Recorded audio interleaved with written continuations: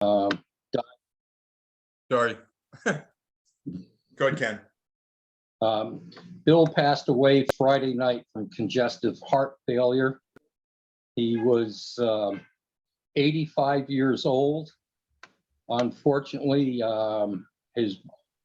fortunately, whichever way you want to look at it, his wife, Lynn, who is just a darling of a human being, has been in a nursing home for about 10, 11 months now, but she's doing very well. And one of the latest things that Bill was doing was, let's see, let me look at the events for Enclave. At 7:30 on Wednesday, Blair Harbor was going to be doing a presentation on early BN1s, and I assume also 100Ss, and two of them used to be Bill's car, or they were Bill's cars, plural. And Blair had been communicating with Bill over the last couple of months to make sure he had his presentation set and accurate. So Buffy has been in touch with both Blair and myself. There will be no formal funeral arrangements. They're going to do something in October, which is strictly family. And then I'll be helping Buffy put together a celebration of his life, probably at his home sometime in the spring. And I will keep Peter, abreast of the details so we can get it out to the rest of the club. So. Great. Well, thank you for that. And Rick, you want to share some of your memories? Sure. Bill was, along with Don Pay, were probably amongst the first, and probably Ken as well, amongst the first people I met in the club when I joined, and that would have been 77. They had already started the club, had been going around. It was the Northeast region of the Austin-Healey Club of America. Originally started out, Ken, if I'm not mistaken, part of the Pacific Center, wasn't it? Absolutely. As a matter of fact, I still have my name tags for my wife and I from that. Yes. And for those who don't know Bill he probably owned more 100Ss, I think, than anyone else in the world. He had at least 5, maybe 6. He knew more about Healey's than probably anyone I know. And he was one of the people that came up, was in possession of the list of 100Ms, the list of factory cars that many people would have given their eye teeth to get a hold of. And I best remember Bill for all the time that he and Lynn were such gracious hosts to me. I used to stay out at their house when I used to go to Lime Rock, when the club used to have our Lime Rock weekends over Labor Day. Lynn, as Ken pointed out, is probably the nicest human being I've ever run into, and Bill was right up there as well. And frankly, the Northeast region would not have been, he was our first president, and the club would not be where it is today without Bill's organizing it and guidance and the early folks that were here. He was a real wealth of knowledge. He owned Gary Cooper's 100S. He owned a Austin-Healey Works Sprite, one of the streamlined cars. He owned the pink and black 100M, if you've ever seen that car. He owned it unbeknownst to him that it was the pink and black 100M, and he sold it later to Alan Alfano without knowing that it was an Earl's Court car. And I think it was he said that was the only one that ever got away. So as I said, he was a good friend, and he knew an awful lot about Healey's, and the Healey world will sorely miss him. Right. That particular car, the Jackie Cooper car, he figured out that that was the only 100S that was painted green, and that he tracked that car down out of Africa, is where he found it. The other interesting car he had was he had not one but two Healey Fiestas, the little Ford Fiestas. He had two of those also.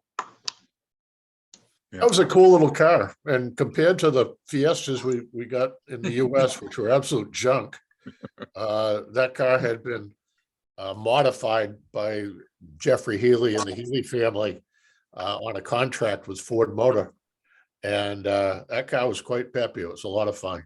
Yeah. And it's right now it's I think it's being exhibited at A.H. Spears. Right. The current There's owner. Warren Kennedy, right? Warren Kennedy. Warren Kennedy owns it now. It had been Bob Segee, I think, owned it for a while, and a couple other people out the West Coast owned it. And now it's over with Warren Kennedy. There is another replica of that car that somebody did up in England somewhere, but there's only one. Bill actually bought that from Ford Motor Company. They were getting rid of a bunch of their prototype cars, and that was one of them that he was able to buy. So, and he also owned a Sebring Bug-Eye that was raced in Sebring, and it was at a body shop in Great Barrington, I think. And Bill was an insurance adjuster, and he would go all over the place, and he was always on the lookout for neat cars. And he saw this car that had been stripped out, and it looked a little strange because the front bonnet fenders were cut at an angle. And he was later to find out that this car was actually, I think, raced by the factory in Sebring in 1960. I don't know where that car ever ended up, but it's so he said, like I said, he's had a bunch of factory cars, and yeah, we'll miss him. Ken, I'm going to try to get in touch with you and get some more details. I'll probably end up writing an article for Hen and also for Healey Mark, some kind of tribute article or something, because he was well known around the world. Well, thank you both. The other thing that Bill was deeply involved in was that he always wanted to write his own book about 104s and 100Ss. And Buffy told me over the weekend that he got about 3/4 of the way through. Wow. And we tossed the idea around that maybe I could help her finish the book, and maybe that's something you and I could do to get that thing finished and published. I'd be interested in that. That'd be great. Great. All right. Contribution that would be. My phone number, because the roster only comes out every 2 years, and I'll send it to you, Ken, and I'll send it to Rick. So you guys, I'll put you guys in contact with one another. Not a problem. Thank you, Peter. No, well, thank you. And again, thank you both for sharing that memory of Bill. If you wouldn't mind, I'd just like to take a moment of silence to recognize Bill and all his accomplishments for the club.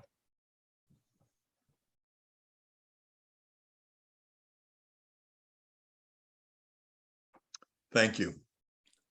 So we do have a couple interesting questions we've received so far, but also looking to anything else that we have that come up that you'd like to discuss tonight. That'd be great. First, we're going to start with a video, and this is from Dave, and it's a video of his Bug-Eye. And where'd the video go?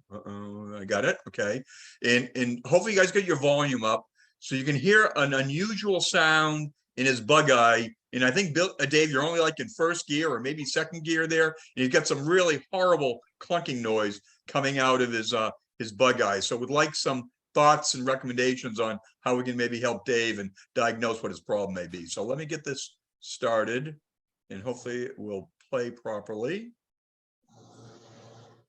Can you guys see that? Not yet. Oh, really? Okay, let me stop that then. Sorry. Can you hear that? No. No, Nope. Okay, I'm not sure. Sorry about that, Dave. Let me stop. I'm going to share again and see if it will let me do. Are you hearing that now? We see see the it. picture now, Peter, of a tachometer. Can you hear anything? No, Okay, well, I'm not sure. I've got my volume all the way up to the highest level. So Dave, maybe if you want to explain, or Dave, if you want to try sharing from yours, if you would like. Because Well, obviously for some reason. yeah, let me see if I can do that. What happened? I was with the Austin-Healey Club at Mystic Seaport a couple of weeks ago, and coming home, I may or may not have contributed to it, but I hit a fairly large Connecticut pothole, and after that, or not too long after that, it started making a quite a loud clicking noise. When I would go into neutral at a stop sign on the way home, the sound disappeared. But then in putting it in first gear and then into second gear, I would get the noise. And doing some test drives around the neighborhood, I have found that it doesn't make the noise in neutral, but it does when I begin to accelerate and then shift into second on the local street here. A friend of mine back in Minnesota who had a 1275 bug eye thought it might be the universal joints making this clicking sound. And I got under the car and twisted the drive shaft, and I could feel a little, vagueness, I guess, but not more than maybe a quarter of an inch. And my friend Bill thought that maybe that was still okay because of the, but when I've looked underneath to see if there's anything obvious, haven't found anything. And again, if you're not speaking for well, Dave, please put your phone on mute. So let's see if I can Okay, I think that's Alan. Okay. come up with the video. Okay, so I'm not sure. So Mike Salter or Rick or Bob Abbott, did you happen? I did forward that to you this afternoon. Did you happen to listen to that video? Yeah, I listened to it. Yeah. I have one question. Is there any indication at all of the noise when you're in fourth gear? I haven't. Yes, there is. Because in driving home from that Mystic Seaport event, I did get into fourth, and I did hear it. Okay. The reason I ask that is because if it happens and if the noise is still there in fourth gear, it's fairly unlikely that it's anything in the gearbox. Okay, that's good. Yeah. So after that, I'm getting a bit vague, I'm afraid. Yeah, Because it's a loud clunking noise. yeah. Clunk, clunk, Somebody had clunk, suggested clunk. it might be the release bearing. No, release bearing won't make a clunking noise. Okay. The drive shaft, something like the drive shaft hitting the handbrake linkage or something like that is where I was looking. Maybe because of that pothole that I hit, maybe something is now doing what you're just describing. That so that's worth checking out. Yeah. So Dave, you said if you're in neutral and you're coasting, you do not hear the noise. I do not. Okay. Oh, then that eliminates drive shaft. Yeah. No, I'm sorry, I'm out of it. Yeah. Does it sound like it's coming from the engine compartment, or can you hear it? To me, it sounds like it's coming from up front. Well, transmission or because it sounded to me like it was further. It didn't sound like it was coming from the engine itself, did it, Dave? It sounded like it was further up in the engine compartment rather than transmission or rear end or universals, I would say. Did you try putting it neutral and revving the engine? Yeah, and I don't get a sound other than a nice healthy engine. Then that seems more to point towards something in the driveline. Yeah, Is it only when you're moving? it's only when I'm moving. Yes. I'm wondering if it's something in one of the wheels. You feel any vibration through the wheel or anything like that, Dave? No, I'm not. No, everything seems okay that way. And when I did notice that on the street where I've been testing it, that when I get to the end of the street and press it on the clutch, that the noise stops, and then I go around the corner, around a kind of a cul-de-sac end of the street, and then things are quiet. And then when I re-engage in second gear, it makes the noise. So it's not something that's synonymous with rolling. What's that? So it's not something necessarily that happens when you're rolling only. No, it has to have, I have to be in gear and moving when it happens. So Dave, I'm going to try, you just sent me 2 videos. I'm going to try the other video and see if you guys will be able to hear that. Hey, can I just ask a question? Please. If you're going along and you're hearing that noise while it's in gear, and then Yeah. you put it in neutral and coast, does it still make the same noise? I haven't tried that. I should. Sounds like. But it when I press it on the clutch, the noise stops. When I'm other than a coasting mode, like you mentioned. Do you want to try that, Pete? Yeah, I'm trying. I've got that up now. Let me try this. Pete, you may need to have your speakers on. I got them all the way up, Alan. Yeah. Your speakers? Oh, Well, so where's your microphone? Well, microphone's in the computer. Yeah, yeah. I didn't know I had separate. So where would let me, microphone. Microphone in, not connected, it says. Can you, so I get this, it's on, I've got speakers on, Alan. Yeah. And I got my volume at 100%. You can hear it out of your Yeah, I'm laptop hearing or it your very computer? clearly. And Peter, are you sharing, when you do share, are you sharing the application or are you sharing the screen? Well, I was trying to share the application. Okay, that should have worked. Let me try that again. Sorry for this. I'm trying to see if I can call it up too. So I'm pulling. Okay, so here's this other one, and participants can now see your application. It says. You guys hearing that now? We're seeing your email. You're not seeing the video? No. Oh,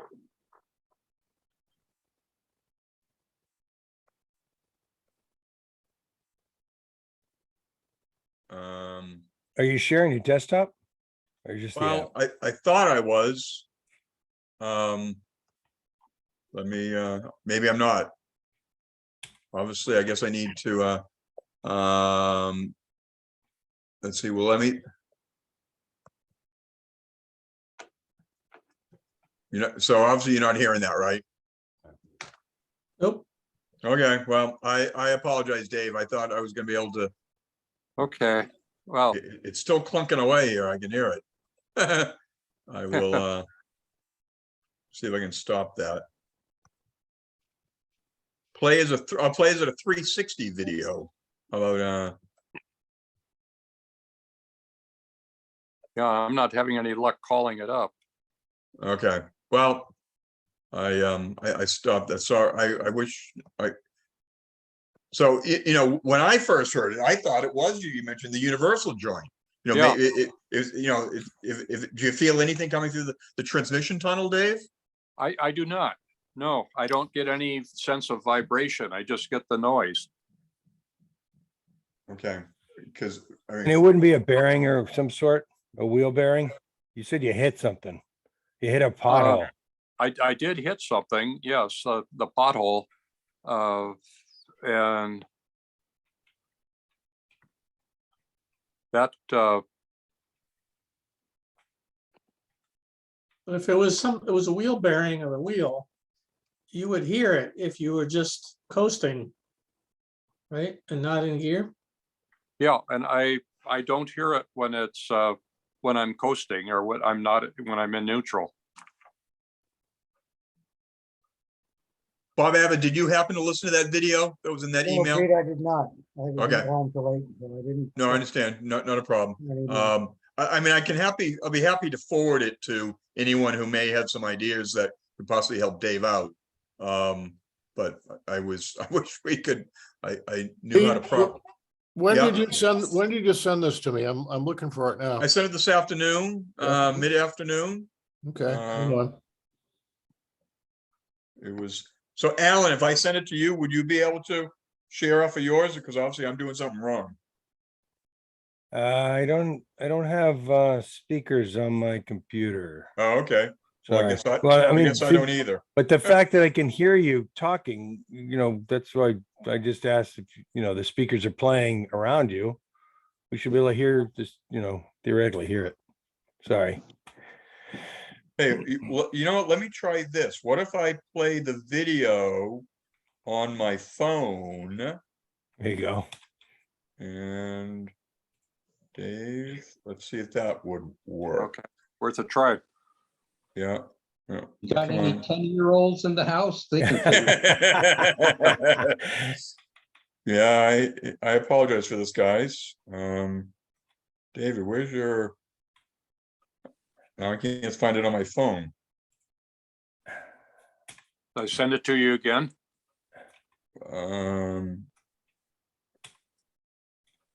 Okay, there we go.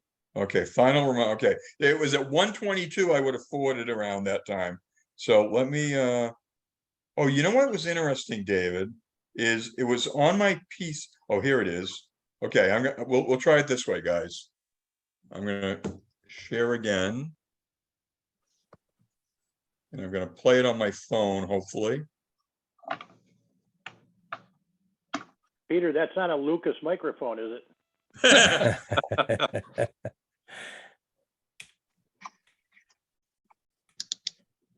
Can you hear that?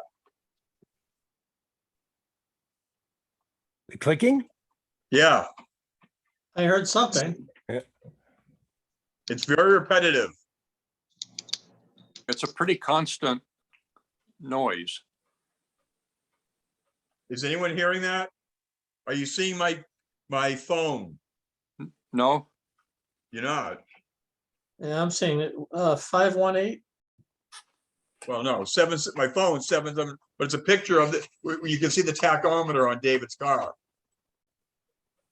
I'm not Yeah, seeing that. yeah. The reason why we're not seeing it is because the background image you have is Okay. messing with the video. Thanks, Alan. Let me No problem. let me see if I can stop that. And let me see if I can get rid of my background issue. Yeah, because the computer's trying to help you. Okay, I gotta get back to, I've had that image up for so long, I gotta, how to, okay, here we go. Choose background filter. We'll go with no filter. Come on. I want to change none. So here, Peter, go to choose virtual background. Yeah, so I'm going background and effects. So you choose I virtual background. just send it to you again, Pete. Okay, I'm not Two sound different effect. videos. Yeah, no, I had the two different videos. So I've got it set on at no none, I thought. But for some reason it doesn't want to. Yeah, but if you so you should in that when you go to the up arrow on where it says stop video and look on there, it should say choose virtual background. Okay. Click on there and then click none. So I'm at the choose video filter, choose No. virtual background. Correct, yeah. And then click in there, click none. And then, Well, oh, that didn't like that, did it? Mirror. Oh, let's see, maybe we're gonna get it. Yeah. None, okay, there you There you go. go. Thanks, Steve. Let me try this again now. So now if you hold your phone up, we can probably see that too, if you want. Right, yeah, that's what, okay. I will.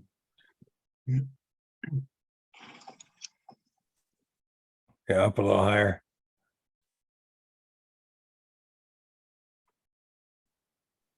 Can you hear that? Really? Can you see my phone? We can. yep, How can we not hear it? Oh, hold the phone in front of the mic. Well, where's the mic? Is it by the camera? It depends on your computer setup. Sometimes it's near the keyboard. Is it a laptop? Pete? Yeah, PC, Yeah. HP. Well, obviously this doesn't work well, but you're right. I need my grandson here. Where the hell's Lucas when I need him? Can you impersonate the noise? Well, clunk. That's Rick. Did you see that the email I sent you around I couldn't 1:30? find it, Pete. Did I you send found it the to him? email, Pete, but there's no attachment to it. On the bottom of it, there should be the attachment. I see your email talking about tonight's tech session, and I see David's email to you, but there's no attachment in it. least At the it's not bottom of on that, my there's phone. not an attachment. Nope. Okay, well, I will forward this again to you Where guys. you said, David, that's not good. I can see and hear fine, which we should be able to share during our meeting tonight. Okay, well, I just sent it to you and Rick again, Bob. So, well, why don't we, hopefully that will come through to you guys. So why don't we go on to, so Jack's has some questions. So why don't we, Dave, let's move on and we can see if we get some others. So Jack's question is around replacing his heater core in the control valve. You've got a, Jack, you've got a 6-cylinder Healy, right? A BJ8. Yep, okay.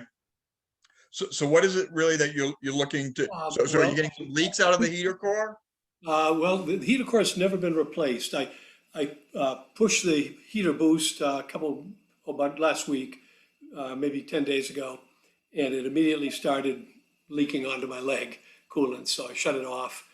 And Jim Began happened to be coming over, so he swung by the local Napa, picked up a piece of heater hose and bypassed the heater. So I'm pretty sure that probably is the valve because it happened as soon as I pushed the heater boost, slide over. But I looked back in my record. Hugh Callahan had it restored. Hugh was down in Raynham, and I bought it from him in 2017. I looked through the record. There's no record. The valve had been replaced, but there's no evidence that the core had been replaced. So I called Hugh, and he said the core is original. So I'm talking to people, looking online, and everybody says it's not a job for a young man unless you are a contortionist as well. So I'm probably going to have it done, and I'm wondering, does it make sense, once somebody's in there to replace the core as well? I So can where's- say that I've been around Healy's a long time, and I've actually never encountered a 6-cylinder heater core that leaked. Wow. They are very tough. Valves, different story. They leak all the time. That would be my impression. Okay, even one that is 56 years old? Now, they're all about that old now. You're right. Yeah, I have a original heater core that I just had tested that was out of the car, and it did not leak. Okay. And it was, been hanging around it was 1960. Well, I think this probably is the valve because as I said, it happened, as soon as I pushed that booster.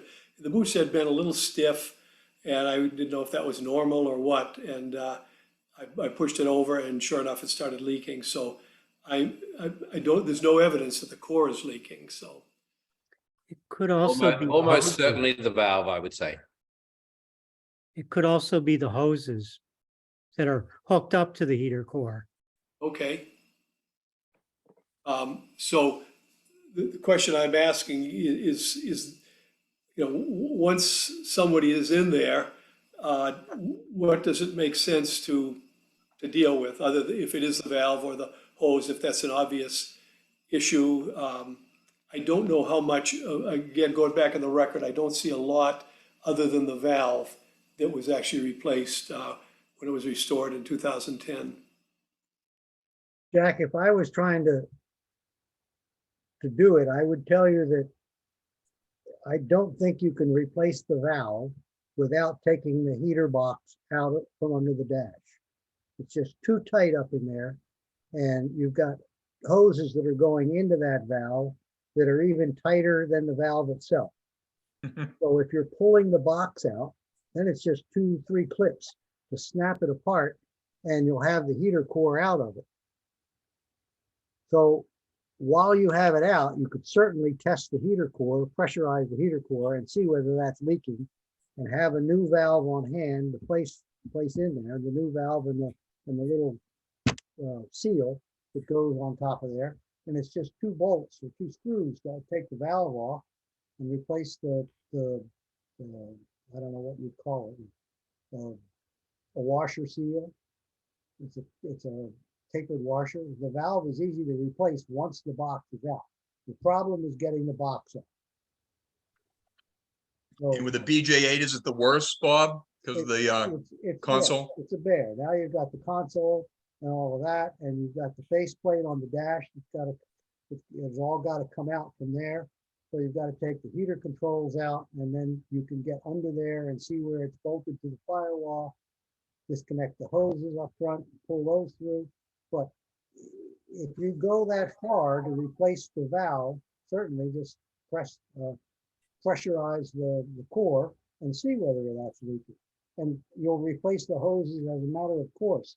You've got them out, you're going to replace them, or they're going to be the first thing that leaks. So, the problem is getting it out. You're probably told correctly.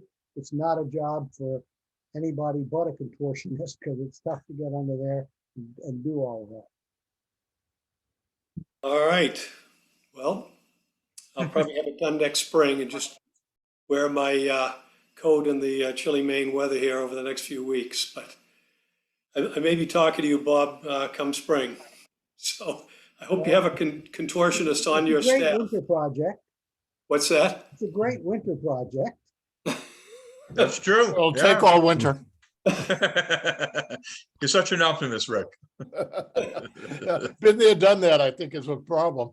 Yeah, every Jim Began said he's done it and only once in his life. Not something he wants to do again, once in a lifetime. So. Well, Jim Began still wears his suit from when he was in the Navy, so he's a good contortionist then. None of the rest of us can wear what we wore when we were 19 years old. That's true. Jim Began replaced it with a stainless core though. Yeah. That's a good point. Polished as well. Hey, Pete, I've got the movie. You want me to try to see if I can play it? And Hopefully you're a better man than I. I can try. Okay. Thank you. Thank you, everybody. You're welcome, Jack. Thanks for the question. Then as Rick's queuing that up to see if he's a better sharer than I am. Obviously, my mother would be very Yes, just briefly, keep it going.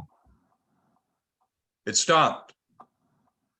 Boy, that doesn't sound like an engine to me. That sounds like it's a constant knocking. Yeah, I mean, anything to be that loud, it would have to be a crankshaft is split in two. Yeah, which I don't think it is. don't say that. No, when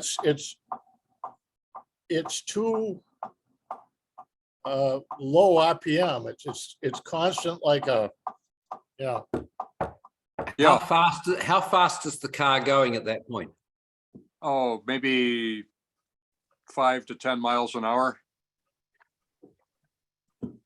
Does the noise speed up when you speed the car up? It did not seem to speed up when I would accelerate. Can you guys hear it? Yeah. Yes. Okay. You got wire wheels? No. No.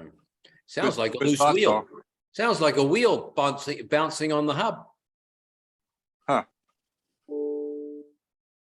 Something caught in the drive shaft. I mean, have you got I- around and looked? Something I caught. that's recently banging up put against- new wheel studs in the rear end. Yeah, that sounds to me like a rear wheel loose on the studs, or a front wheel loose on the studs. Okay. Really?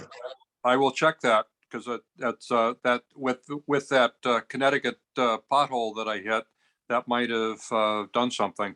Mhm. So did you have the car up in the air? You said you checked out the drive shaft, David. I have not had it up in the air. I was Oh. able to reach underneath and check it out. Okay, but all the weight was still on the wheels then. Yes. But you said the frequency of the knocking doesn't change with the speed, or does it? It didn't seem to, no. Well, maybe a little, but You would think it'd get faster as you go faster, wouldn't you, Rich?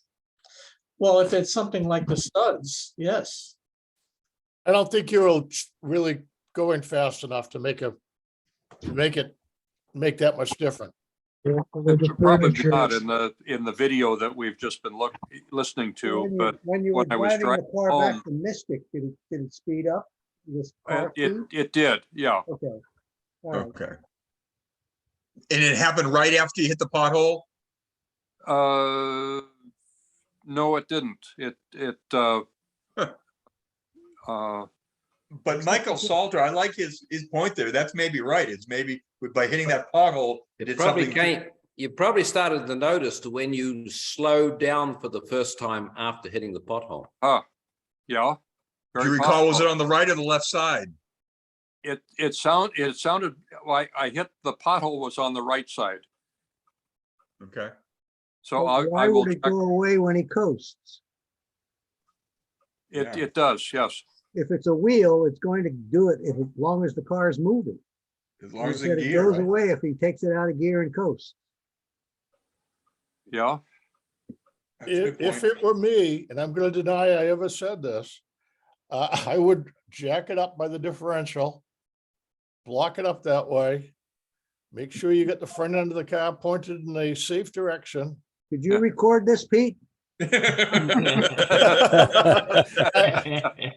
it on jack stands so that you get the rear axle in the air.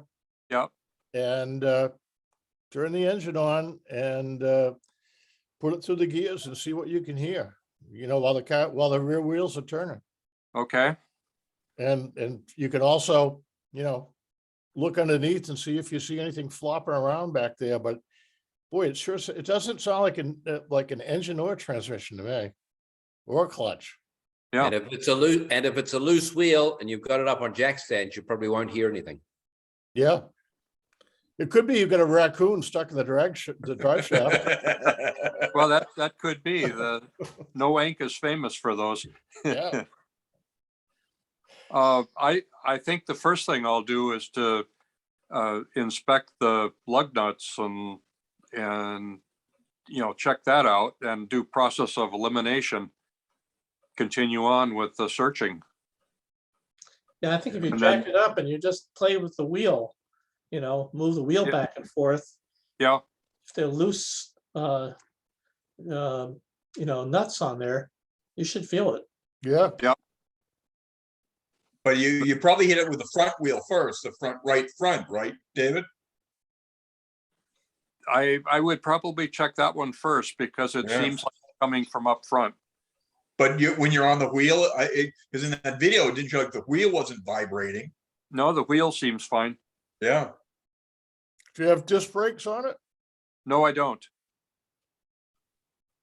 I mean, I was wondering whether you knocked a caliper out of line or something, but that doesn't sound like it. Or what about No. knocked a shoe off?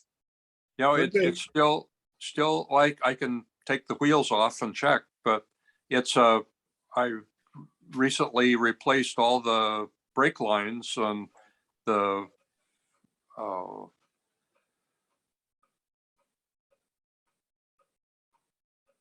Yeah, well, So- I guess we're giving you some ideas, David, and we look forward to hopefully you get a successful resolution. okay, thank you. Yeah, I Okay, hope so, and I appreciate the input from all you guys. you're welcome. Well, thank you. So Steve Pierce, who's joining us, and you're right, he is a member of the Quebec Club, albeit he's from Maine and a close friend of ours. He's going to be our official photographer down at Enclave, and we're going to have over 600 people there. But so Steve sent me a note today saying he's a little concerned about his car. So Steve, you want to give us some updates in terms of what your concerns are and see if we can give you any support on what your questions may be? Well, can you hear me now? Yep. Okay, because I'm kind of new at this, so I was using headphones, and then I noticed nobody else is, and it occurred to me that my computer has a microphone and speakers. So I just had a lot of problems in the past, various things, because once the car was restored, I had to sort everything out. And it seemed like every time I went somewhere, something went wrong. It's been going better now. And no success. But what's the problem now? It's building up pressure in the crankcase. Oh, you do? Whoa. Again, if you're not speaking, Steve's speaking, if you please put your phone on mute, that'd be great. Go ahead, Steve. So it's been doing this a long time, but I just found out this summer what seems to be the problem is it's building up pressure in the crankcase. And then it forces oil up the vent tube into the carburetor, and it drips out of the carburetor onto the exhaust. So for now, I've just put the oil cap, the oil filler cap on loosely, and that seems to be enough to reduce the pressure and not have a problem, as long as I don't go over 3,000 RPM. And after the season is over, then I'll do a leak down test and see if I can figure out if it's the piston rings or something else. So are you burning any oil, Steve? it doesn't appear to be burning oil, Okay. and the thing is running great. I probably shouldn't say that, but it just runs so smooth and nice that it seems like it wouldn't, if I had a problem with the piston rings. My first guess would be that you've got a worn rocker shaft. Yeah. The difficulty is that the rocker shaft sprays oil around inside the valve cover, and the only vent is through that pipe that goes to the oil filter, to the air filter.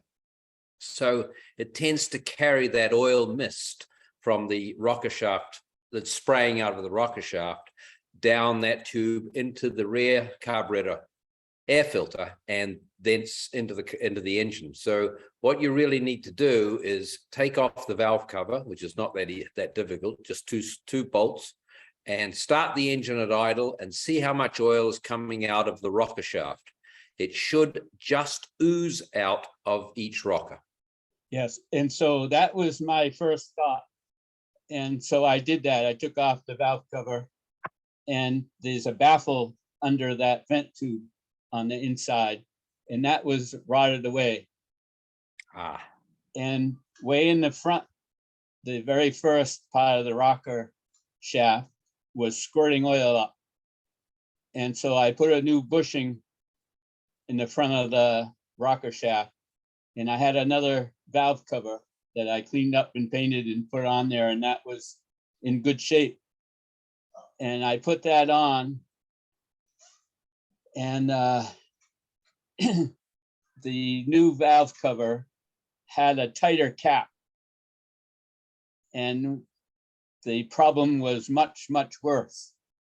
And that's what made me realize, it wasn't coming from inside the valve cover.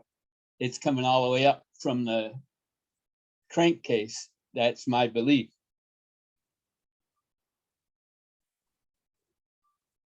Michael looks perplexed with that one, Yeah. Steve. Have you done a compression check? I have not. I was gonna do that. And then I decided I might as well go right up and do a whole leak down test. If I'm gonna go through that process, that will tell me the compression and other problems. But I didn't want to get involved with that right now. And so, yeah, I was gonna wait till driving season was over. Mhm. Michael, haven't you fitted PVC valves for this kind of issue? Yeah, I fitted a PCV on a 100, but I don't think I would suggest fitting a PCV valve to try and solve a crankcase pressure problem. I think you need to solve the crankcase pressure problem before you go into the PCV issue. Yeah, yeah. So, yeah, I I think, hesitate to say this, but there was a time when we bought a car way up in northern Maine and went up to get it and drive it back. And it was smoking so bad that we had to pull over after about 20 miles. And we had exactly the same problem you're talking about. The rear carburetor was loading, air cleaner was loading up with oil, dripping right out of it, hitting the exhaust manifold, and just smoking like crazy. We were driving the car. We didn't have a lot of equipment with us, but on the side of the road was a gallon milk jug. And we took that milk jug and jammed it down inside between the engine and the fender, and then ran the hose rather than going into the air filter. We put it in that jug, and about every 50 miles we stopped and dumped the oil back into the crankcase and drove it all the way back. It was about a 400-mile trip, and we just kept recycling the oil. It'll get you through the driving season and into the winter when you want to tear it apart. right, and I actually did do that. Okay. When I was going to Montreal, when I realized where the smoke was coming from, I had some tin foil. So I formed a little basin under the carburetor to catch the oil before it hit the exhaust. And I didn't reuse the oil, but I had oil with me that I could replenish with. Well, we recycled the oil for about 400 miles. Yeah, but anyway, I found that if I leave the oil filler cap loose, that alleviates the problem for now. So I guess the big question is there anything you have concerns with driving from Maine to the Poconos and back? Well, again, just my lack of confidence in the car because of other problems. Like, this is gonna be the longest trip I've taken with it. But Hey, Steve, can you see my T-shirt? oh, Just a little advice. yeah, I don't have anything to pull it with, but anyway, we'll just hope for the best. I've done a lot of driving this summer with it. I've been up to Quebec province 3 times in 1 month. Wow. And done other driving around. So, well, Pete, yeah. at Go one, ahead, of, Norm. at one of the previous meetings, wasn't there a discussion about crankcase pressure and what was causing that? And I'm trying to think back to what the issue was there, and maybe that's what he's got is excess crankcase pressure that's exacerbating everything. But I think some people had mentioned that that was one of the first things to check. Yeah, I think it had been discussed at some point in time. I don't remember exactly when, Norm, but you're right. Yeah, that was, Pete, that was me. I had actually, what happened was the T-piece, it's on top of the vent. Yep. Was screwed down too far. And I had discussed it with you and Mike. And sure enough, that's all it was. It was blowing oil out the top of the filler cap. And I just went in and checked that T-piece. And sure enough, it was screwed down too far. Wow. And it was that simple. I thought I had I did the compression test. I didn't do a leak down test, but I did a compression test and realized it was okay. But that was the issue. And it's not hard to do because you only have a few threads there. If you go down, the thing was probably only down like 2 threads. more than I Really? have it right now, and it completely eliminated the issue. Now, I'm not saying that's what Steve's problem is. Steve's problem sounds a little more serious, and I definitely do a compression test or a leak down. I would just like to say that there's something a bit perplexing about Steve's problem. If he's getting oil blowing out through the vent pipe, Right. why is he not getting oil blowing out through the filler cap? Don't know. Yeah. The oil takes the path of least resistance. It may be that on that end is where the oil is blowing out. That's what I'm thinking. I'm thinking one like 4, 5, 6 rockers must be badly worn. That's my guess. Well, one thing I'll say about that is when I had a real problem with it pushing up through the carburetor, the oil cap was nice and tight. And now that I've kept it loose, it doesn't blow out the oil out the vent at all. And so it's never coming up into the valve cover from the crankcase. That's my understanding of what's going on. Doesn't make sense. No, well, anyway, we could talk about it more maybe after Pennsylvania. They never do. Well, you know what, Steve, you can do is drop your car off at Jim Beegan's, have him fix it. You take his car down to Enclave, and then he'll have it all ready for you when you get home. Yeah, that'd be great. I win some awards. You can collect the trophies too. That's what I mean, yeah. Everybody needs a neighbor like him. Let me tell That's you. right. So are there other questions that folks have tonight that you'd like to discuss? I have a question. Hey, Brad. Hi, let me get my video back on. Hi, Peter. Hi, everybody. This is a very novice question, I'm sure. I have a 100M, and to take off the headlight, I'm told undo the screw on the bottom of the ring, and I should pop the ring off, and then I can take the headlight off.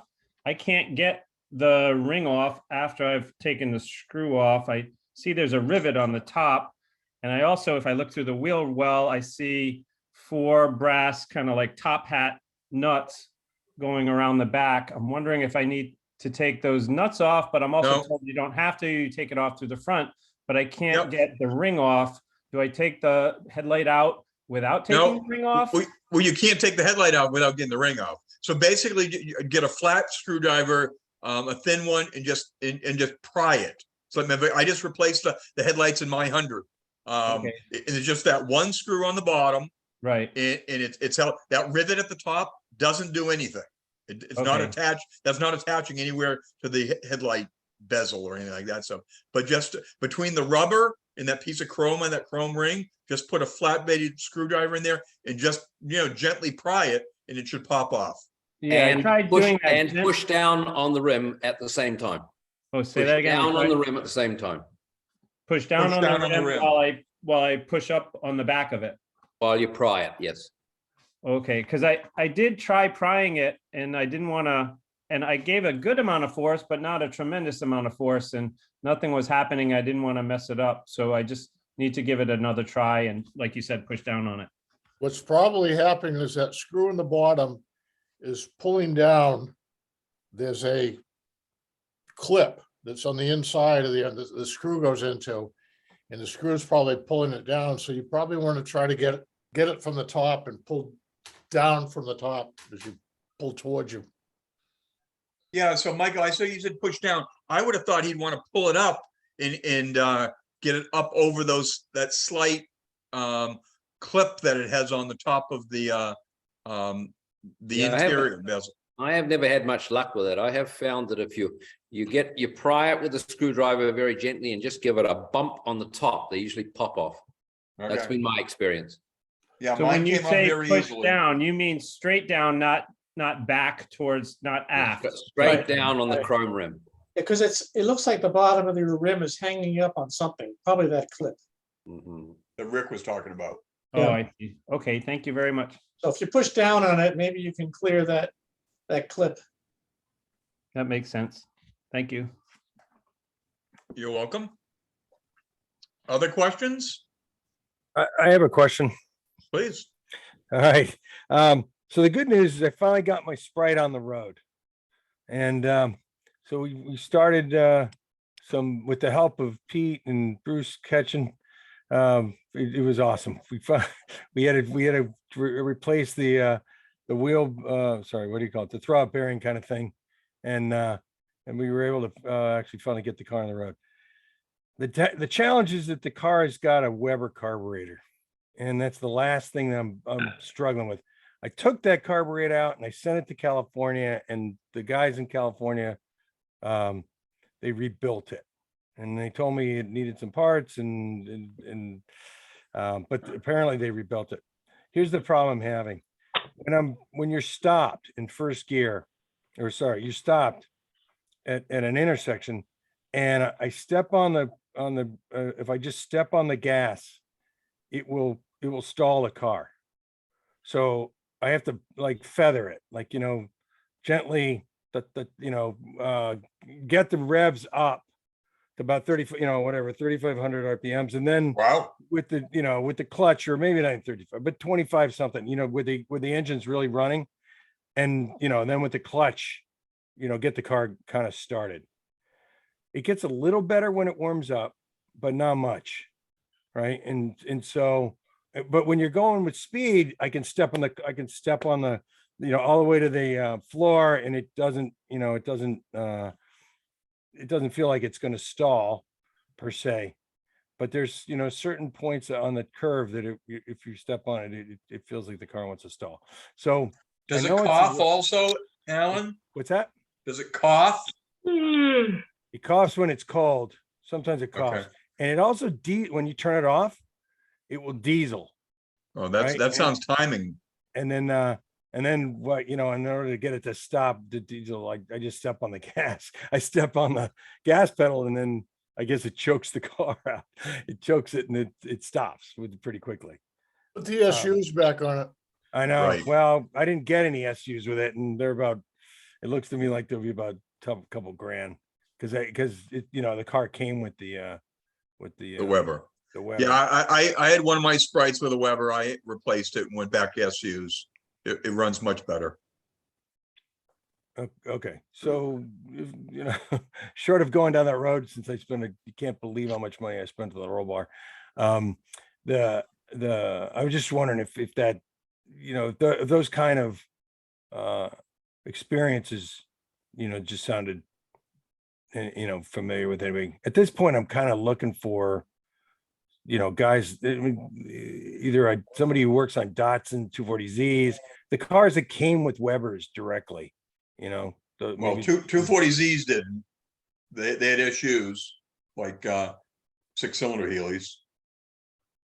Alan, what you need to do is go online and find somebody locally who specializes in tuning Weber carburetors. Now, I don't mean to be facetious, but sending that carburetor to California to have somebody rebuild it is not going to make it run better for you, because Webers have so many valves inside them that have to be set for the particular car you're running. The guy that can fix that for you has a wall full of valves and needles, and he's going to experiment with this one and a dynamo until he can change them. There are three different settings for that Weber carburetor in the same carburetor, so each one has to work independent of the other, yet in conjunction with the other. He's got to have a dynamo and a wall full of parts to keep swapping out until he gets it right.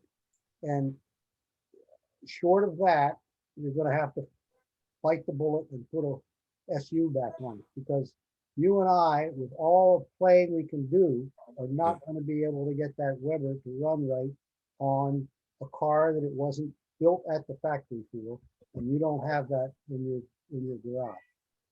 Bob, do you think Paul Glynn might be able to work on it? I mean, he does Ferraris and Alphas. I don't think they have a dynamo over there. I know he doesn't. There's a guy up in southern New Hampshire, maybe just outside of Salem, that we had a hot rod guy we were talking with, and they took the car up there. Tom Minetta had to send the car up to him, and I hauled it up there, and he had it for about a week. And when it came back, you know, it was quad Webers on the damn thing, and Wow. it was just impossible to try to do anything with it. And everybody played with it. Finally, they took it up to him, and he put it on his dynamo and his computer stuff, and he was able to get it dialed in. But it's not cheap. You could buy new SUs for the price. Probably, yeah, there you go. I mean, I've been looking, okay, so yes, use. What did you get, a 1275 in that, Alan? Yeah. And is there any modifications done to the motor at all? Well, not the motor, I don't think so. I mean, no, I mean, actually, I don't know. I don't think so, though. You could probably find somebody with a set of SUs to you know, that would sell them cheap. I mean, and take them out and have them rebuilt. You'd be probably better off in the long run. You know, as Bob says, you get somebody with a dynamometer, and that time that it takes to you know, dyno time's expensive. Yeah. And once you start swapping jets and emulsifying rods and everything around, it's not cheap. Don't forget, you'll also need a manifold. Yeah, exactly. Yeah. I mean, and the linkage and the heat shield, because the Weber doesn't have, the Weber's very simple. You know, it was, I think you can. So I've been inside one then. What's that? You haven't been inside one. They're very. The Weber is complicated. never simple. Well, no, I mean, in terms of SU is totally simple inside. I mean, in terms of the parts that are hanging off the engine, you know, it's a cable that just goes straight to the carburetor. There's no linkage. There's nothing, you know, too crazy that way. But unfortunately, like I said, once I get it up and running, I mean, I can drive it. It's not, you know, and it drove great. Enjoy it. Yeah, I am, but I'm trying to make, you know, all the things I've done to the car. I'm trying to make it, quote unquote, safer for my wife and my daughter to be able to drive it, because I can't even fit in it. I mean, that's the thing. Oh, gee. I'm Well, come on. Steve Bell fits in one. You can fit in one. Well, I can fit in it, but it's like, you know, I mean, it's fun to drive, because I told you I put those Fiat the Miata seats in it, and it's got speakers in the headrests, and it's fun. It's a fun car to drive. It's just that this one problem would be, you know, you step on the gas, you just go. You should go, right, and then not have to, you know, worry about it. Okay, Well, so I guess from a place to buy these SUs, though, I've been looking on like eBay. Yeah. I mean, there you go. Okay. You know, eBay rebuilt ones. You know, just the carbs were about $600, but then you see them, they're polished. I mean, you can go all the way up to like $2,000, I guess. But Well, it's all their polishing is the outer cover Yeah. on that, but that's no Yeah. big deal. Okay. Don't pay for that. Okay, all right. I guess, I mean, I need the whole kit, because Hey, it's only money. It's only money. That's Yeah, right. You got that, Ken. yeah. So I mean, I took it to these guys. It's a race shop, and these guys race Miatas, and the shops in Mendon, Massachusetts, and they end up redoing the roll bar and doing all that kind of stuff. And he has a dynamometer, whatever they call it. But he, you know, again, he wasn't really a Weber guy, you know. Well, And I mean, I think, like Bob said, you got to have somebody who, you know, who has more experience with that stuff. yep. So, Okay. hey, Rob Moore, any updates you have? You've been our constant guy who's bringing his car back out of mothballs. Any good progress you've been making over the past month in Vermont? A little bit, Pete. I've actually been having some back trouble, so I've been sidelined for a little while. But yeah, I'm pulling bits together, and Rich has a starter solenoid, so I hopefully that'll get me back on track. Because the starter solenoid that I did take out, I did confirm that it was trashed. The casing was cracked, and one of the posts was dramatically bent, which makes me wonder why it ever worked at all. But Wow. And I did take the advice from the last call and took the gasket out from under the gas tank. And I was able to cinch that down, although I couldn't get it to actually catch until I didn't put any gasket in at all. But so a little bit of progress, but not as much as I'd like. Okay, okay. DSH, who's DSH? Take a wild guess, Peter. Hi, Dutch, how are you? I've never known you as DSH. Yes. Yes. I thought that everyone picked up on that one. I thought you're being incognito. Yes. The mess in my room cannot be broadcast. Okay. In cleaning up the garage, I found this kit that I acquired probably at one of the auctions. It's the Hendrix set of reflectors, the brakes. Oh, yeah. I looked at it and I said, oh, well, it said, just pop out your old reflectors, pop in the new ones, hook up the wires, you're done. Talking with a friend, I kind of got a little anxious about doing this because I was advised that, well, they don't always work and you have to string a whole new set of wires. Am I really going to be just popping the old ones out and putting the new ones in? Or is there anything that I can do to avoid a crisis 2 days before setting off to the Poconos? Yeah, well, it's not a crisis. I mean, they're very easy to do. I've installed them on my Phase 1 BJ8, which has the exact same reflectors that you have on your BT7.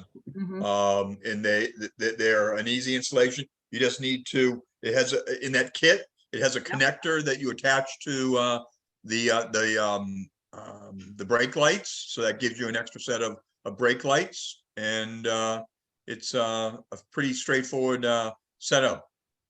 For the kit that you have, was it all complete? It wasn't a partial one or anything like that, Dutcha? No, it has wires. Well, let's open up the Ziploc bag again. It has a set of 2 wires with a little disc at the end, with a metal plate at the end.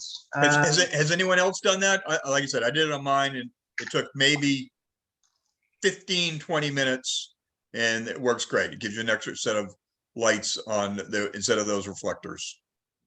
So anyone need a BT from 106 to a Phase 1 BJ8, so or BJ7, that they all work for those. Alan Hendricks been selling those for years.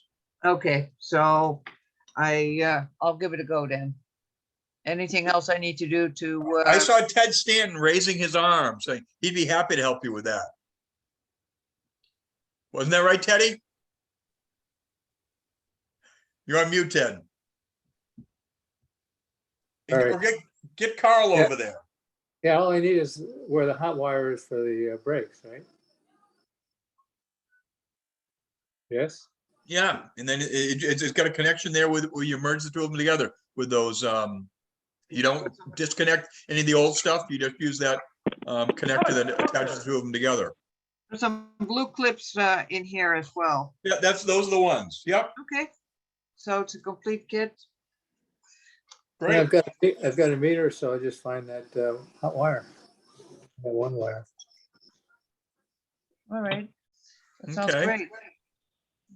No, you'll like them. It gives you much better visibility of your car when you're stopping. Well, I figured that since I did find them among my other items, I might as well give it a go, but I did not want to be screwing things up. And as this person told me, oh, you have to rewire everything. No. There'll be like, there might be a red. Nick, we're having a hard time hearing you. Okay. No, it's Dutch. It's straightforward. And as I recall, Alan includes directions on how to do it. It's straightforward. You should have it done in half an hour. Fantastic, thank you. Hey, Dutchie, You're bring a car over. We'll work on it. All right. I have a tech tip. Please. Been Oh, working on Healy's for years, and I'm taking 200s down to the Poconos.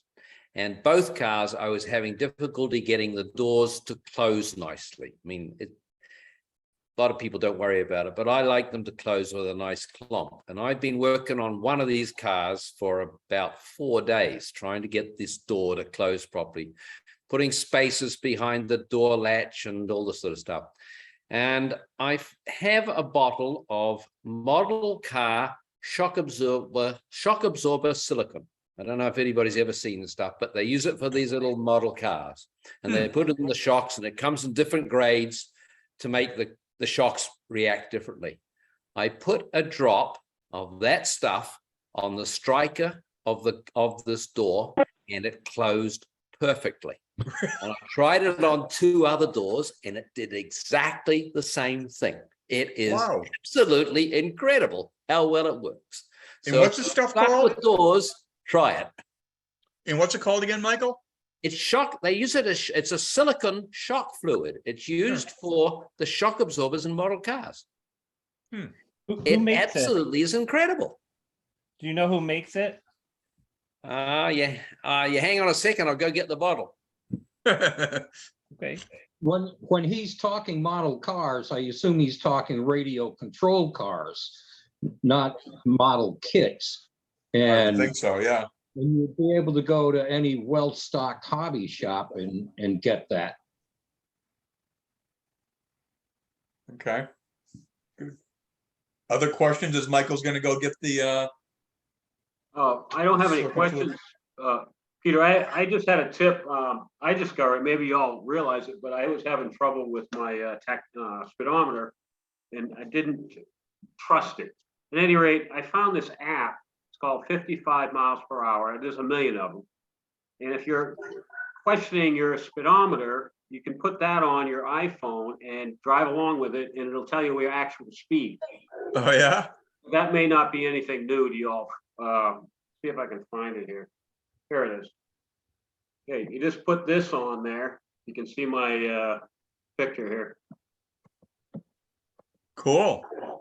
And it actually works pretty good. I realized my speedometer is actually off about 8 miles an hour. That's a GPS app.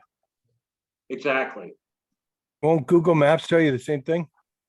Tells you how fast you're going compared to the Well, speed like I limit? say, there's a Remember? million of them. You can, Yeah. you can go in, there's tons of them. So it's just something I found out, and it was very handy telling me that I wasn't going 100 miles an hour. I was actually going only 92.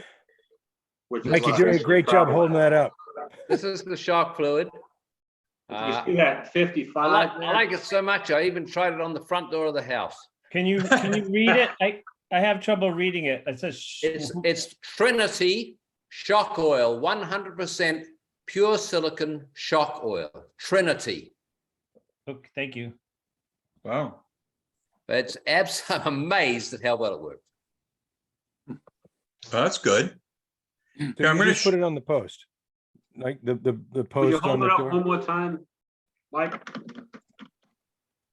Yeah, Okay, he so said- it's like a glue or goo or something. Okay, it's not a spray. Okay. Chalk oil, okay. So I'm going to share with you guys the, on our website, this is a brand new page that we just added to the AHCA website. So here it's under helpful links with where we've got this new page here. So it's right on the main panel on the left-hand side. It has all these different forums and Facebook groups and the registries and other registries, then the vendors who are supporting AHCA. So this has just been published or posted on the website this week. So it's something you may want to, those of you who have followed the, the Healy experience or the different forums, there's a place right here on our website where you can get to all those. So I'm not sure if any of you. Like a real help. Yeah, that's great. Yeah, so we continue to look for things where we can make, the experience of using our website better. So if you do have questions or comments of things that you'd like to see that you'd like to have added, please let me know, and we'll see about getting those included in there. But it's hopefully it's a nice place there. And so again, it's under helpful links right on the bottom side of the website. You know, then like under Healey resources, we've got all the various ones. So I think I mentioned it before, but you have here on the hopefully it's going to continue to go up. So it's the Healey, you know, the Healey Mark, the search engine. So if there's any particular, if you want to go back to previous Healey Mark articles, you can pull those down there. We don't use the current year, but all previous years, back to the chatters even, are now in this search engine for the Healey Mark magazine. So, Hey, Peter. yeah, that's a good segue for what I want to mention next. If it's okay, if I can not ask Please. a technical question. yeah, go ahead, Brad. I don't see myself. Is that your Okay. technical question? So speaking of Healey Mark, I don't know if you can see that. I wrote this article in April, and I thought maybe I could give an update to the story, if you want. Sure. So I'm new to this whole classic car culture. Last year was my first year. I bought a car in January, but I didn't get it delivered till September 1st. And I was in the Audrain Concours with the Healey last year, and which is, I wrote that article about it. That's at the Concours. Yep. And funny thing about that was I didn't know how to drive a stick shift. I had 1 month to learn how to drive it because I drove it there and drove it back. And in the end of the article, I wrote, or the article is entitled "Diving Right In, Starting at the Top." And the last thing I wrote in the essay was, since I'm starting at the top, I wonder, is it all downhill from here? I don't think so. So I had no idea when I wrote the article that it would not be downhill from there. I just hoped things would keep, getting better and moving up. Since then, I bought a second classic car and got into the Greenwich Concours. Wow. And lo and behold, I won my class. Cool. They didn't write the class name on there, but I was a little disappointed. But yeah, I just thought that was one of the biggest thrills of my life, was winning at a major concours like that with my second car. So I'm into my second year, still learning how to drive a stick shift, but stalled out 3 times going to get the award. But I didn't realize I had my handbrake up, and because I had stopped and put it up. But anyways, I hope you didn't mind me giving an update on that story. No, that's great. And so just give you, so Brad is going to have, and I know Mike Salter will have here. So we've got, and Rich Mastronati does. We have 9 cars that will be part of the concourse at Enclave 2022. So it's going to be a very interesting, the largest concourse that I'm aware of. And just, Brad, just give you a forewarning.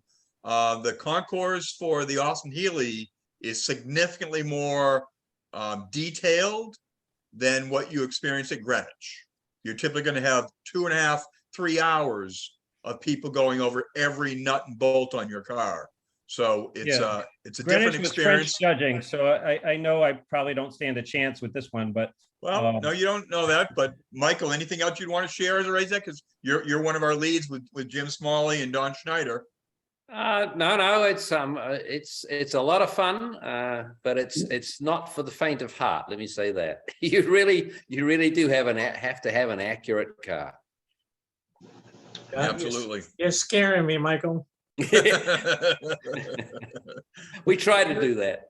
Well, you start with 1,000 points, and then you go with deductions from that, either based on authenticity or quality or cleanliness too, in terms of that. So it's. Do you have a copy of the concourse guidelines? I don't have it up right now. Or you were asking that to Brad or Brad, Rich? Yes. You do have one. Good. So you know what you're up against. Oh, yeah. Yeah. No, We'll look forward to seeing your car. I've probably Thanks, Mike. been buying copies of the Concours for, I don't know, 15 years. Great. Well, So I have the guidelines, but yeah. I don't know. I've owned the car since 1966. And and I bought it from the original owner. So, and I think it only had about 19,000 miles on it when I bought it. We just love those cars. We absolutely love them. They really are something for us to try to aspire to. But Rich, you've done a total restoration on the car, right? Oh yeah, every Yeah. every bolt, washer, clip, been replated. Right. And I tried to rebuild or redo all the original parts where I had them or they were functioning. We'll see. Pete, Okay. could you put that that page back up that's on the site? On the website? Yeah, just share that again, that page you were just showing us. Sure. Let me, you got the link to the website, right? Yeah, Alan? yeah. No, I just wanted to highlight something to the group. So which one? You want this one, the search engine? No, the other one. Okay. The one with the forms on it. Okay, let me go back to that. So, There you go. okay, so So it's that under car right helpful there, links. Pete. That car right there. Where can I get one of those? Oh, I know exactly where you want. There's one for sale. Do you want to hit? You want a It's- golden beige car, Alan? That's the one. Okay. 3,000 Mark, you know, that's a right. Well, That's a looks like it's a Mark III Austin-Healey 3000. So that's a 67 golden beige BJ8. And if you're interested, Peter Falconeri is selling his. So if you're interested, it's for sale right now. Dave up. Yeah, yeah. That's what it's. But it's a beautiful car. You You know, got the Dominic, members discount, right? so Dominic, his father was the one who restored the car. What, Bob, 25 years ago now, maybe? But it's a beautiful car. And it's not the picture of this car. This car, I believe, it was one that Steve Kirby in California had, or I believe that maybe is Steve's car. But Peter Falconeri, he you know, when his dad passed away, he inherited it, the BJ8, and it's now for sale. And he's local. He's here in Massachusetts, Alan. So if you're interested, there's a great one locally here. You know what he's asking for it, Peter? I don't. But I can, if anyone's interested, I can get you Peter's contact information. There was another club member who's, I know, had some discussions with Peter about it already. I'm not sure if they've physically met or she's had a chance to drive the car yet, but Pete, is it a factory golden beige? yeah, it's the one Dominic restored. Okay. Yep, black interior. Yep, and well, Ken Glidden's on the call. He's got a golden beige factory car. Yeah, Peter, I was going to say, I think Dominic's old car was a 66. I don't think so. Well, he had a green one. He had a British Red and green one that was a 60, but all golden beiges were 67s. Yeah, but I think I'm pretty sure his was a 66 and he had it painted the golden beige. Oh, okay. I don't know. Bob Abbott, do you happen to know? I do not. Okay. I always thought it was an original golden beige car. I could be wrong though. So. Yeah, but- because Dominic always wanted a golden beige one and he had it painted. Okay. Well, I know he had fully restored the car, but because I Yeah. know he had a British Racing green one also. Yep. Back in the day. And so, Do the VIN numbers on these cars like tell you what the color was? Like Yes. original color? yeah. Do Well, do you have to send away to the Heritage Classic to get, right. you need a certificate with a VIN number and they'll tell you what it is. You It- can't tell by looking at the chassis number itself. No. Right. Oh. Thanks, Rick. Do you have a heritage certificate for your car, Alan? My car. I don't. Oh my God! It doesn't even have the plate on it. Okay, there you go. And Well, these guys, whoever did this car, they were able to get papers on from the engine number. So it's got, yeah, it's got the, it's got the prefix. assuming the engine wasn't replaced. I don't know what. I don't know. So, It's- okay, that's all it's right. a Sprite. It's just a Sprite, A subject for another day. No, Yeah, Sprites are yeah. great. No, I'm just saying people did everything with those cars, right? They still do. It seems like. Well, back in the day, a lot of these cars went through dubious iterations. Not just Sprites. So any other questions for tonight? Peter, Ken, go ahead. I learned this week because I've been in touch with both these guys that both Jim Smalley and Lynn Martin have been grounded by their doctors. So Oh, no. they will not be at Enclave. Okay, well, sorry to hear So- that.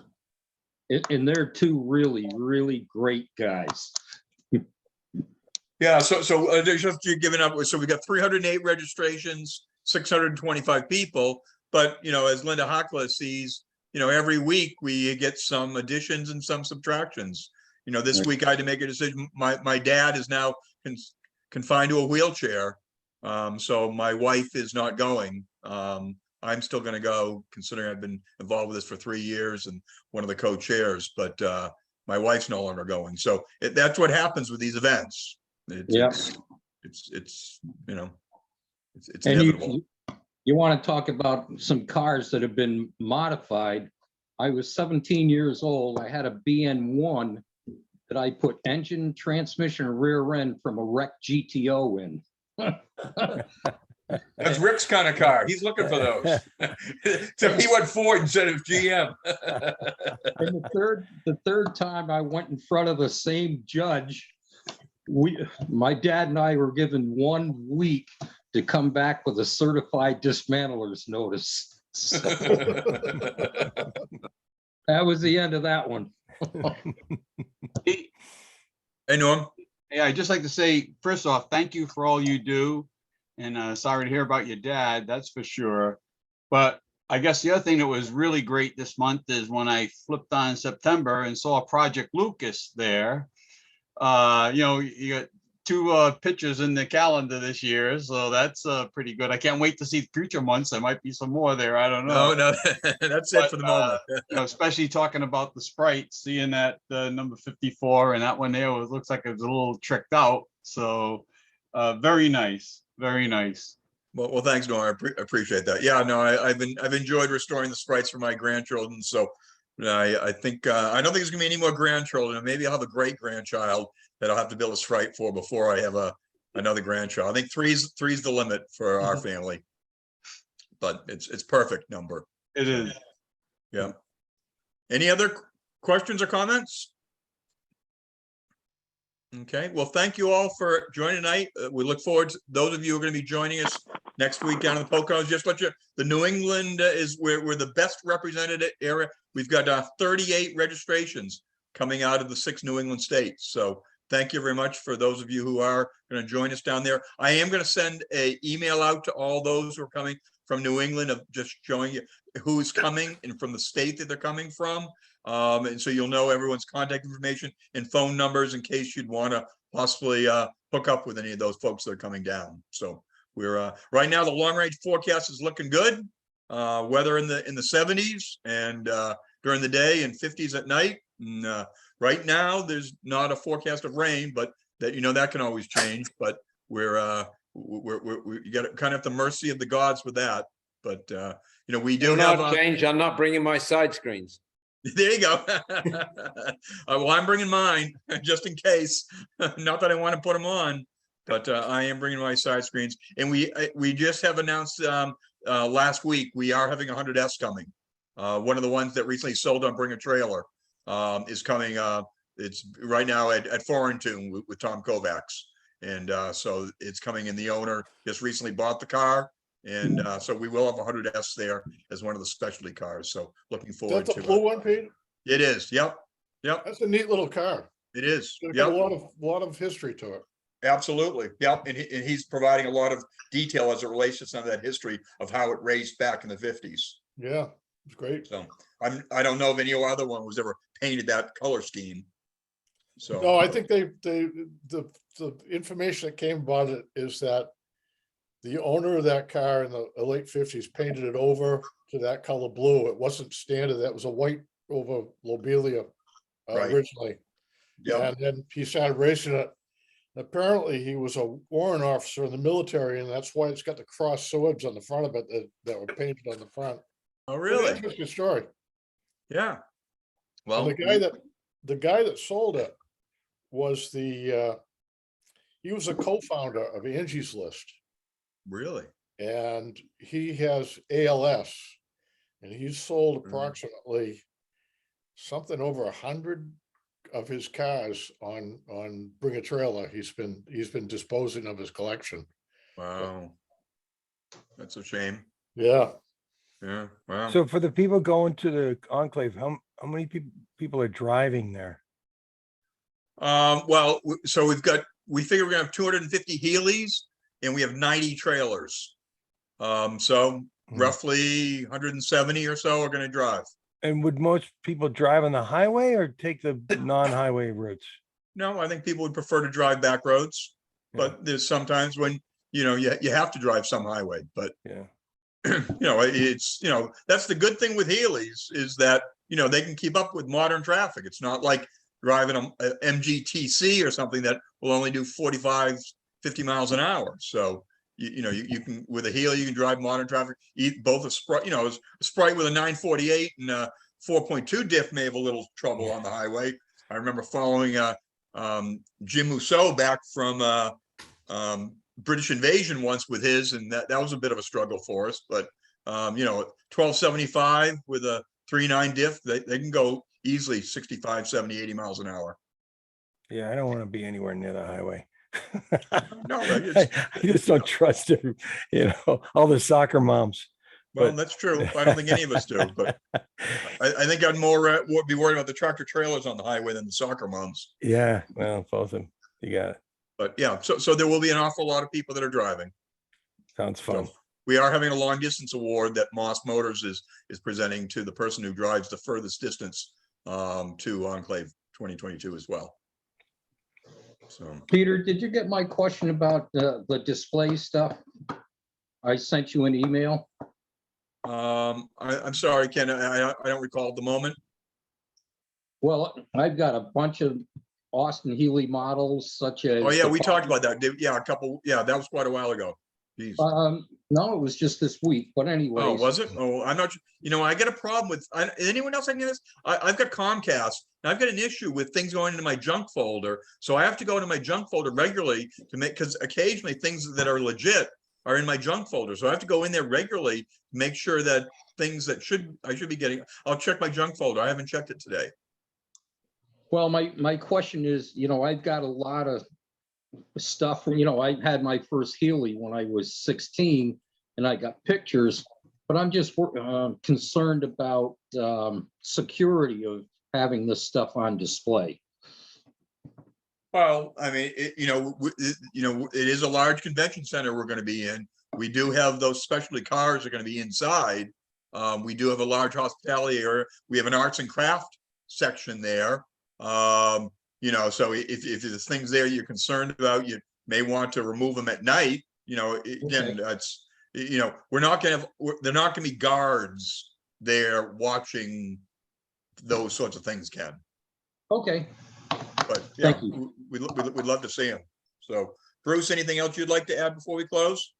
No, I just hope that we have a good turnout. We're hoping for good weather, and I wish everybody that is headed to the Poconos, I hope you have a safe trip and enjoy yourself there. It's an amazing amount of work. I give Peter huge credit for the work that he's done in leading this, along with Linda Hackler from the New England Austin-Healey Club.